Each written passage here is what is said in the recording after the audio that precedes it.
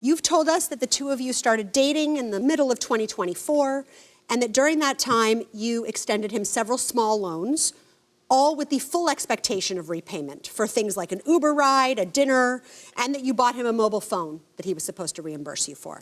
All in all, you say that you have been paid back $100 of what you lent him, but that he still owes you $438, and you would like that $438 back today. Mr. Nieves, you say this was somebody you thought you might marry, but things went very wrong very quickly, and that people in relationships give each other money sometimes. She bought you something, you bought her something. So because this is just how relationships work, you don't owe her anything. Ms. McKenzie, tell us how you met Mr. Nieves. We met back in March 2024, where we work at the same store, departmental store. I'm a part-time cashier there, and it was like the maintenance guy. And he used to saw me, compliment me. And you initially thought, I don't want to date someone from where I work? Yes, I told him that I don't date on my job. And he said he's going to leave the job, which he did. Okay. Mr. Nieves, it was love at first sight for you? No, I just saw that. I was cleaning the break room, and I saw this lady come in. I said, oh, she had the booty, she had the side, I like it. I give her the compliment, just in case nobody has to tell you today, you look beautiful. I mean it at the time. Right away, I went running to my coworker and said, I don't know what's going on with the girl, but one day I will marry her.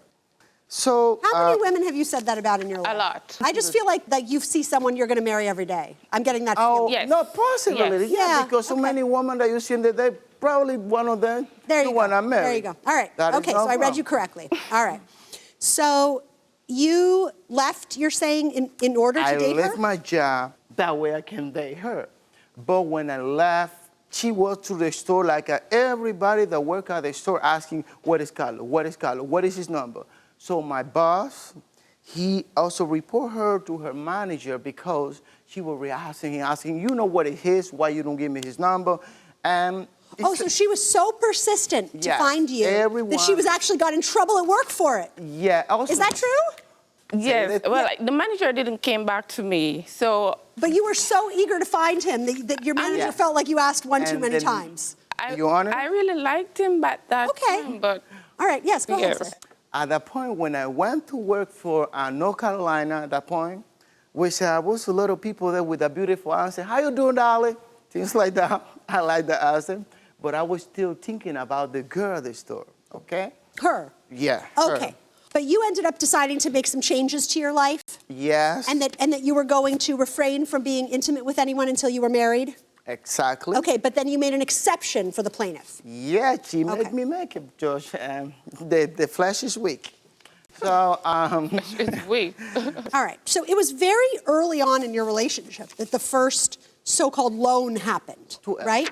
You went to a restaurant, and he was a little short on money. Yeah, that's the second time. Oh, no, that was the fourth time, woman. Hold on, because you said we went on a few dates before that. You know what she's talking about? No, that wasn't the first day. I made sure that I have plenty of money for the first day. but once you locked it in on the first day. No. You gotta count the DoorDash, Uber Eats, things like that. That I sent to her address as well. Oh boy, you know, you guys might have been meant for each other. I just have to say it. Just listening to the two of you talking. We're not here for that verdict. Yes, we're here for the money. As the man can be embarrassed, but at that point, like I have my car cancer, so I only have a cash. I just did not have enough cash. Okay. So you were a little short on money. Hold on. So she kicked in $12. Were you intending to zell her $12 the next day? Or did you kind of just think, you know what, we're dating, I've been paying for meals? It was like I pay half and she pay half, like, and we share the food. Okay. That was for me, that's it. It's not like I will share. I will bring you this money tomorrow. Okay. Judge Menser, Mr. your problem now. Mr. Nieves, now, before this $12 dinner that you couldn't afford to pay, were there other dinners that you had?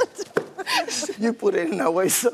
Well, were there other dinners that you had with Miss McKenzie where you had paid? Sorry.